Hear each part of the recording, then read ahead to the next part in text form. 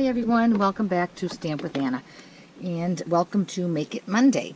Today we are going to make this very elegant wedding card. This is one of my best sellers when people ask me to make them wedding cards and I show them a sampling. This is usually the one they go with because it is just, I think, a beautiful, beautiful card.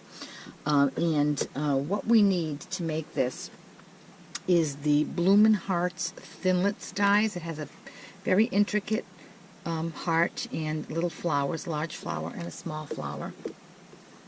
What we need also is some rhinestone jewels.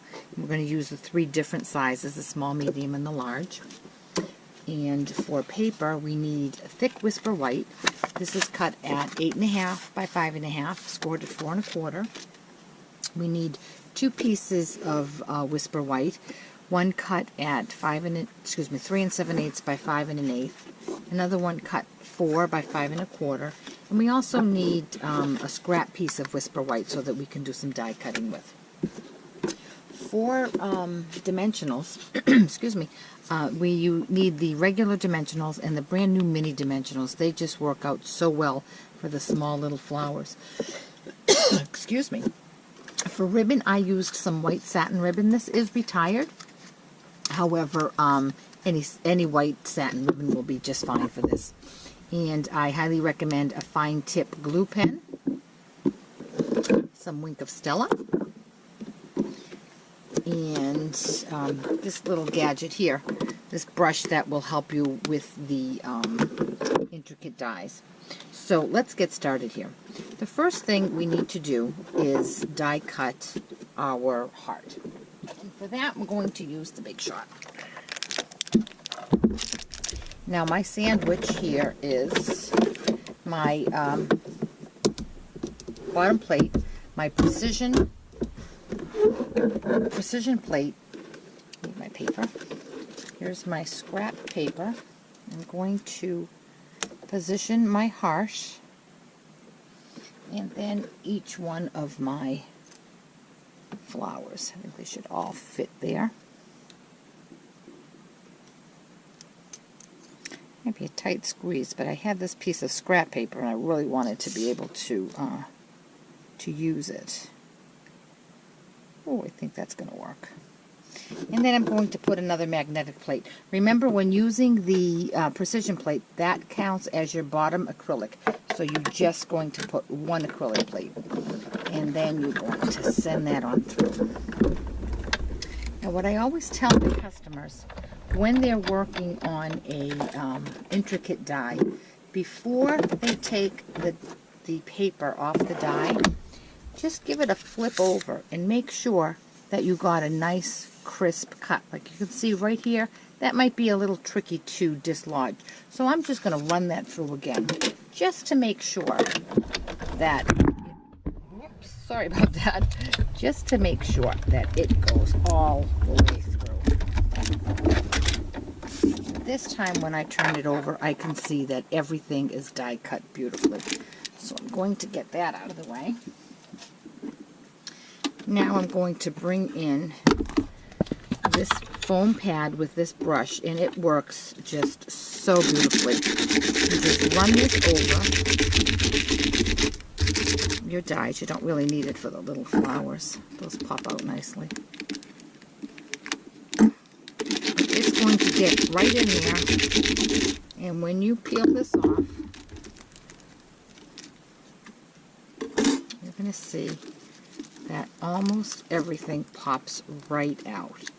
And what doesn't pop right out with the pokey tool, it just takes just a second to pop all those out. Okay. If you give it a good flick, it'll also just work. But without the precision plate and without the brush to take these little stragglers off, it would be a tedious job to remove all of these. You can see they just need to be guided very lightly, and they pop right out. if I had spent more time with the brush, I wouldn't have nearly as many to pop out. Okay, so I think I have them all. I'm just going to turn it over. I love intricate dies. They do take a little extra work, so when you use them on a card, you really like that person to go through all that. Okay, so there is our die. Now, as far as the flowers go, I seem to have misplaced one of my flowers. As far as the flowers go, you do need 3 of the small ones and 2 of the large ones. And I have already cut mine out just to save some time. Jeez, I think I dropped one. All right, I'll be right back. Found it. It was still on my foam pad. So anyway, here we have our pieces. Now I'm going to bring in the silicone pad. And I'll tell you, I have gone so long without the silicone pad, and now that I have discovered it, I don't know how I ever got along without it. It is just phenomenal. When you put adhesive gets on this, if you just wipe it off, it comes right off. If you don't have it, and I would have put adhesive on my project and it would get on my work surface, I risk the chance of moving my project over and having it get stuck with glue. So I think this is just a fabulous, fabulous tool. So now with the fine tip glue pen, whoops, that's way too much. I'm going to just go around the edges because that's where I want to make sure that this heart stays. The inside will stay nicely.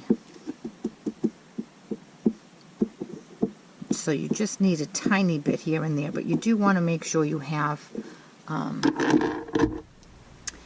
enough glue on the edges there. And those pieces are so tiny to get adhesive on. The fine tip glue pen is the perfect thing to use. So I'm going to lift this up with my tweezers, and I'm going to move my silicone pad. And I'm going to bring in my smaller of the 2 pieces of white, the 4 by 5 1/4, and I'm going to place this up at the top. Center it side by side, and then just push it down. And you can see all my edges are all nice and secure. Okay? Now, at this point, I'm going to tie my ribbon around it. So, here it is. I'm going to leave my ribbon on the spool. And I'm going to cut a nice length. I'm going to bring this in and tie a bow. This is a thick ribbon, so you it's a little trickier to maneuver, but it makes a beautiful impression.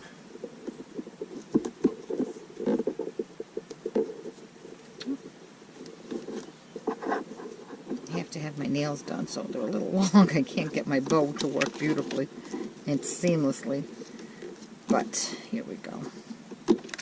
I'm going to just play with that. Once I get it how I like it, I'm going to trim the tails.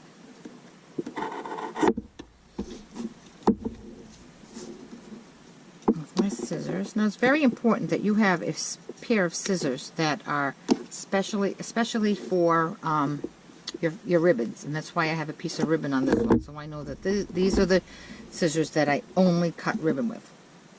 And now I'm going to take this piece and I'm going to attach it to the larger piece of white cardstock, the one that is cut 4 by 5 1/4. So I'm going to stand up to do that because the border is tiny.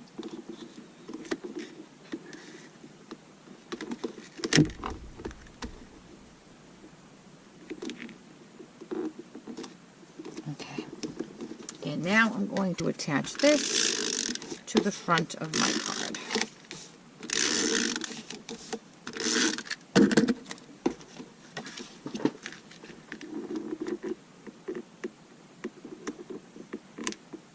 now that it's all put together, I'm going to come in and do my decorating.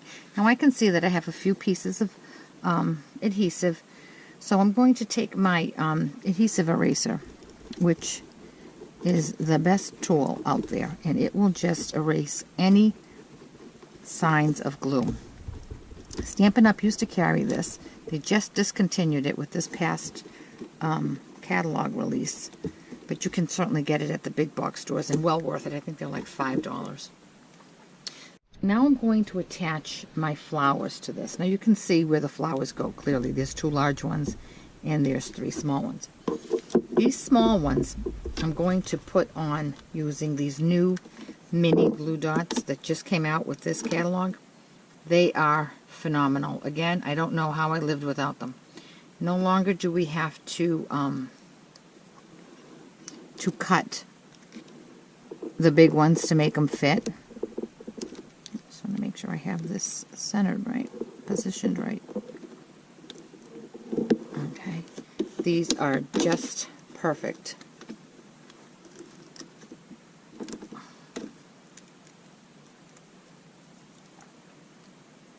And on these flowers, when you cut them through, when you run them through the machine, you'll see on the die they do have a top.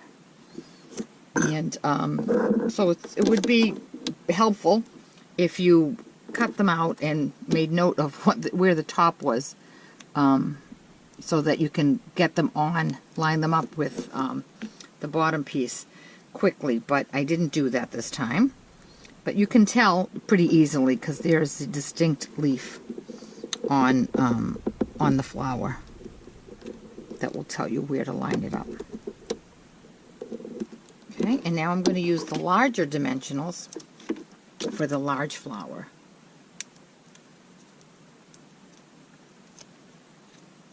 And again, you can tell where the flower goes based on that one distinct leaf.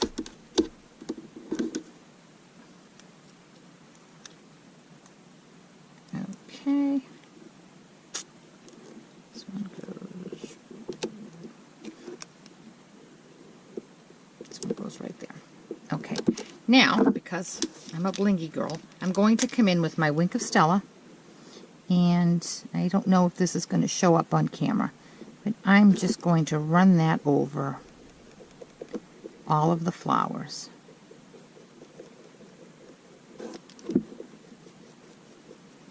Just a light touch with the Wink of Stella. You don't really need any kind of pressure at all.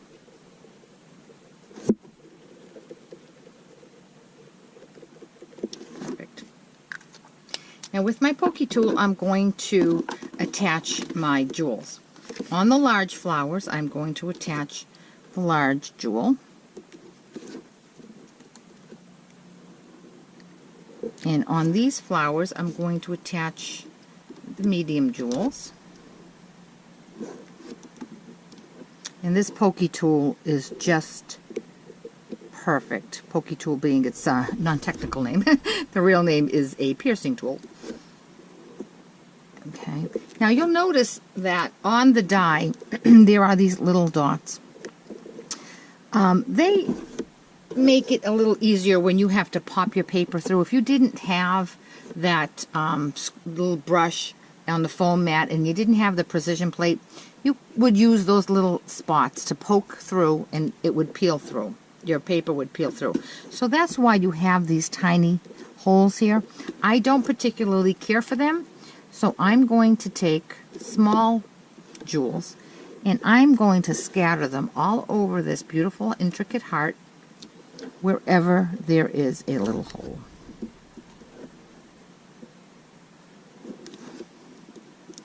And I don't believe you can have too many. Some of the holes are right in the center of a flower, so they look perfect. And some of the other ones are just on the leaves.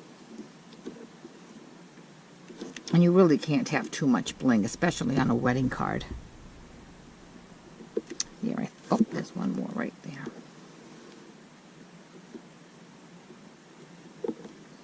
And there we go. Our card is complete. And isn't that just a beautiful, beautiful wedding card? It's crisp and clean with white, which is your traditional wedding color.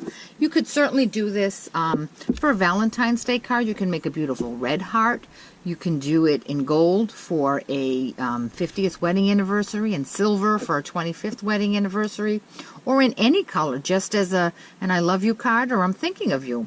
So I hope you'll give it a try, because although it does look intricate, it really did come together fairly quickly, as you saw.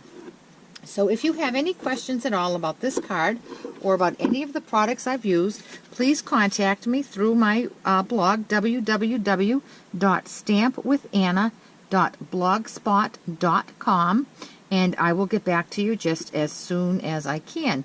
And if you don't have a demonstrator, I'd be happy to be your demonstrator. So let me know, and we'll chat. Thank you so much for watching the video. Have a great day.